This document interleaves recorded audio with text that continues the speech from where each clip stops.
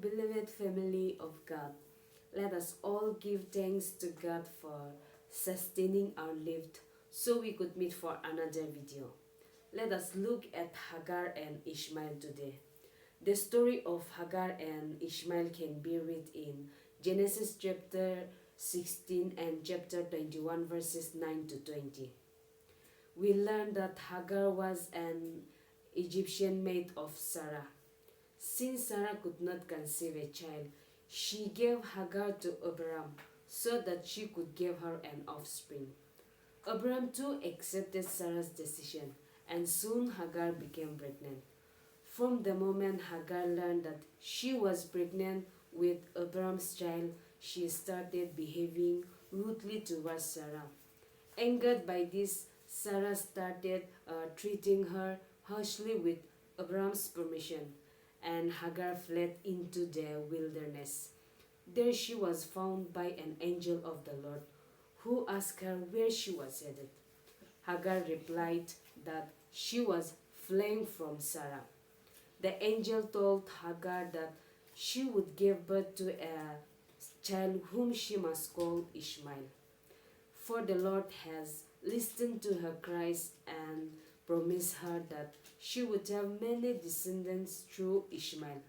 The angel also told that Ishmael would live in constant struggle with other men and away from his relatives. Hagar returned to Sarah to bear her child. Hagar gave birth to a son, whom Abraham named Ishmael. After Ishmael's birth, God showed pity over Sarah, and she also gave birth to a son, Isaac. One day, Isaac and Ishmael were playing together. When Sarah happened to notice Ishmael laughing at her son Isaac, this angered Sarah, and she ordered Abraham to send Hagar and Ishmael away. Abraham became sad because Ishmael was also his son, but God told him not to worry about Ishmael and to do as Sarah says. He promised to make another nation from Ishmael, for he was also Abraham's son.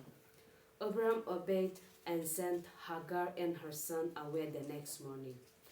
Hagar and her son wandered aimlessly in the wilderness of Beersheba until their provision ran out. Then Hagar put Ishmael under the shade of a bush and stepped away, not wanting to watch him die. As she sat at a distance and wept, the angel of God came to comfort Hagar and reassure her that Ishmael would survive and prosper. God was with Hagar and Ishmael, and they settled in the wilderness of Paran. When Ishmael grew up, his mother arranged a woman for him to marry from the land of Egypt. So what do we learn from this story? Hagar and Ishmael were sent away by Abraham and Sarah with little food and no clothes. They faced a lot of struggle, but Hagar did not give up on her son or on God, and she cried out to God asking for his help, and God heard her cries and comforted Hagar and her son. Every person goes through struggle in their own way, but in times like this, we ought to humble ourselves before Him and share what we are going through with Him so that He may understand and help us. But first of all, we should obey Him and be strong in spirit. Even if we are facing something hard in life, if we are unable to pray earnestly, how do we expect God to hear us?